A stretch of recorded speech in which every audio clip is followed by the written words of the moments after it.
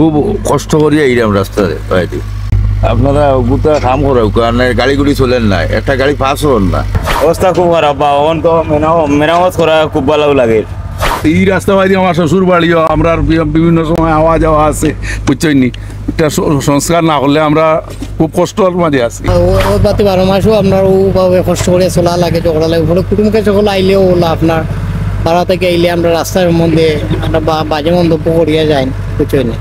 এই আমরা এলাকার অর্থায়নে কিছু কাজ করা ওরা।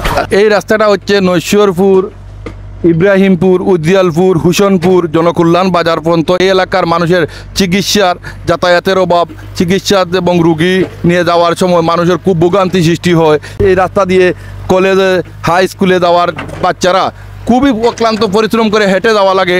তাই এভাবে তো আর কোনো এলাকায় নাই। এভাবে লেখাপড়ার মান উন্নয়ন কীভাবে হবে?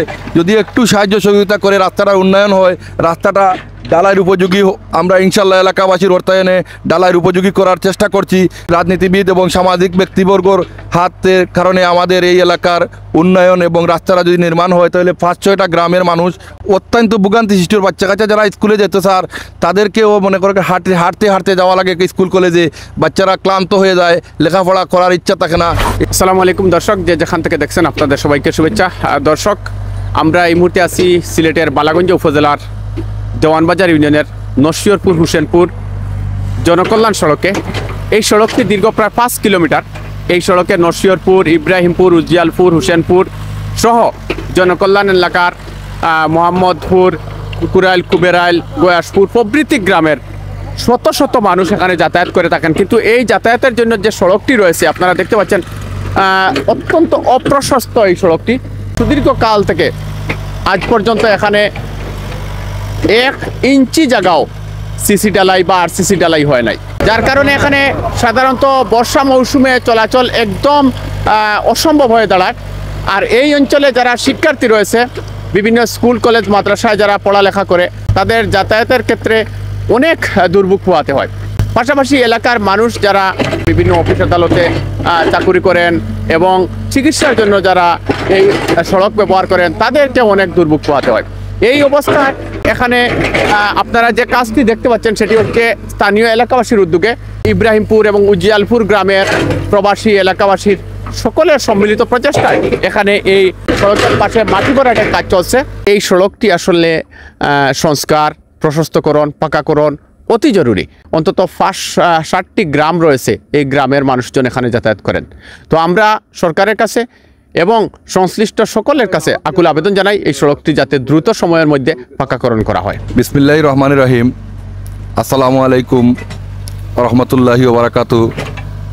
আমি আজকে এই যে নরসিংহপুর হইতে জনকল্যাণের যে রাস্তাটা, আমাদের এলাকার প্রায় 5-6টা গ্রাম অবহেলিত গ্রাম, এবং এই রাস্তাটা প্রায় স্বাধীনের পর থেকেই যত এমপি এবং সরকারি দল নির্বাচন করার পরেই আমাদেরকে আশ্বাস দিয়েছিলেন যে এই রাস্তার উন্নয়ন হবে, কিন্তু যেভাবে উন্নয়ন হওয়ার কথা ছিল সেভাবে কোনো উন্নয়ন হয় নাই। কিন্তু আমাদের এলাকার অর্থায়নে আজকেই আপনারা দেখছেন যে আমাদের এলাকার প্রত্যেকটি মানুষ এই রাস্তার জন্য দুর্ভোগ শিকার হচ্ছে এবং মানুষের জনজীবন খুব বিপজ্জনক হয়ে যাচ্ছে। তাই আমাদের এলাকার প্রত্যেকটি মানুষ এই রাস্তার সাইড পরাটের কাজের জন্য এলাকার মানুষের অর্থায়নে রাস্তাটার সাইড পরাটের কাজ হচ্ছে। তাই যারা রাজনীতিবিদ, আমিও একজন রাজনীতিবিদ, দেওয়ানবাজার ইউনিয়ন বিএনপির সেক্রেটারি, এবং আমি এটুকু বলতে চাই যারা রাজনীতি করছেন এবং যারা আমাদের আগামী দিনের ভবিষ্যতে এই এলাকার নেতৃত্ব দিবেন, তাদের কাছে আমার আকুল আবেদন যে এই এলাকার এই দেওয়ানবাজার ইউনিয়নের মধ্যে এই রাস্তাটি খুবই খারাপ এবং খুবই দুর্যোগ এলাকা, এবং এই এলাকার যারা বাচ্চা কাচ্চা লেখাপড়া করার ইচ্ছা ছিল, কিন্তু রাস্তাঘাটের বিপর্যয়ের কারণে মানুষ লেখাপড়া করাতে খুব কষ্টকর হচ্ছে।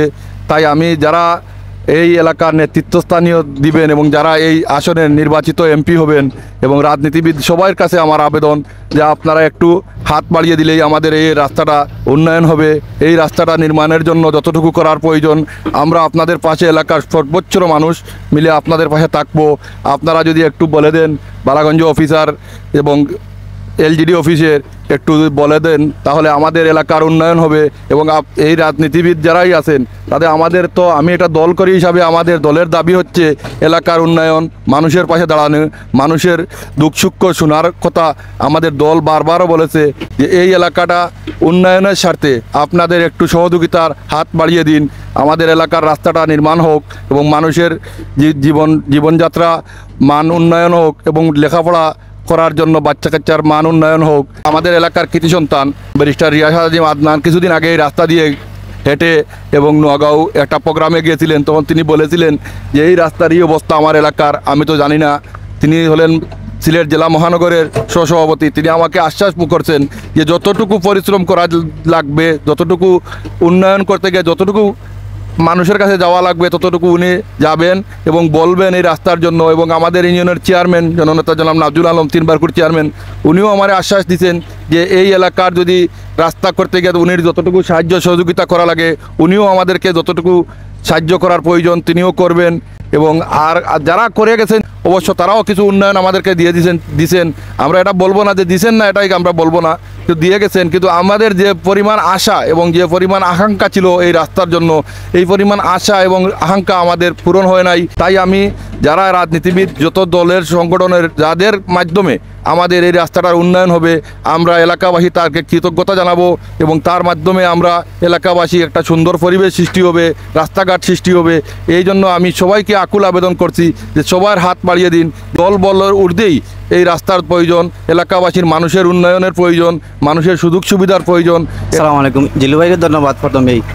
আজকে এই রাস্তার সাইড পরানির নৈশপুর হতে জনকল্যাণ বাজার পর্যন্ত সাইড পরানির গ্রামবাসীর উদ্যোগে সর্বপ্রথম ধন্যবাদ জানাই। আজকে যারা সহযোগিতা করছেন আর ভবিষ্যতে যারা করবা তাদেরকে ধন্যবাদ। আর বিগত বছরে অনেক উন্নয়ন হয়েছে, কিন্তু এই রাস্তাটা অনেক অবহেলিত, অনেক ধরনের সমস্যা হয়েছে, যেমন স্কুল কলেজও, এরপরে ডাক্তারি ক্ষেত্রে, আরও বিভিন্ন ক্ষেত্রে পূব এলাকার এমন কোনো রাস্তা নাই যে উন্নয়ন হয়েছে না, কিন্তু বিশেষ করে এই রাস্তাটা একবারে অবহেলিত।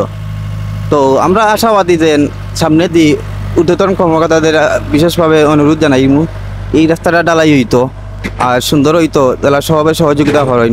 বিসমিল্লাহির রহমানির রহিম। নরসিংদীপুর থেকে নোয়াগাঁও জনকল্যাণ সদুপুর যাতে জনকল্যাণ রোড গেছে, কিন্তু এই রাস্তার খুব ভয়াবহ, রাস্তার খুব খারাপ, এমন খারাপ যাতে একটা মোটরসাইকেল এলে এখন চেঞ্জ যায় না। ওলা খুব অবস্থা খারাপ এই রাস্তার। পাল্লা মানুষ গেলে আর ইট উল্টিয়া আস্তা উষ্টা খাইয়া মানুষের বহুত মানুষের খাওয়াত ভাঙছে উষ্টা খাইয়া। এখন এই রাস্তাটা বড় একটা মানে এটা মুসিবত, বাচ্চা কাচ্চা লেখাপড়া লাগে বা আটকে যাইবার লাগি বা বৃদ্ধ মানুষের লাগে। বারিশা আইলে তো একবারে মানে আরো বেশি হয়েছে, অবস্থা খারাপ। আর ইট উল্টিয়া আপনার মনে করলেও এই পরিমাণ হয়েছে রাস্তা, মনে করলেও একটা সিএনজি গেলেও আপনার এমনি খাইচিত হয়ে যায়। এখন আমরা ও রোডও আপনার ও যে স্কোয়ার দিয়ে আপনার গালা বরাট করলাম, বরিয়া দিলাম। এই গ্রামবাসীর এই উদ্যোগে, এই এলাকাবাসীর উদ্যোগে আমরা ও যে মাটির বরাট ওটা আমরা করিয়া দিলাম। তবে আমার বেশি আকুল আবেদন যে ও রাস্তাটা যাতে দ্রুত এটা মানে ফাঁকা আরসিসি এটা ডালাই তোলে, রোড দিয়ে যাতে মানে বর্ষার সময় মনে করলেও এই যে ঢেউ আছে ঢেউয়ে যাতে ক্ষতিগ্রস্ত হয় না। দরকার যদি প্রয়োজন মনে করলেও আপনারা সরকারি এবার দিকে একটা গার্ডওয়াল হেভি করে 10 ইঞ্চি একটা গার্ডওয়াল দিয়া আপনার করলে এগুলি একবারে টেকসই মজবুতি আইব।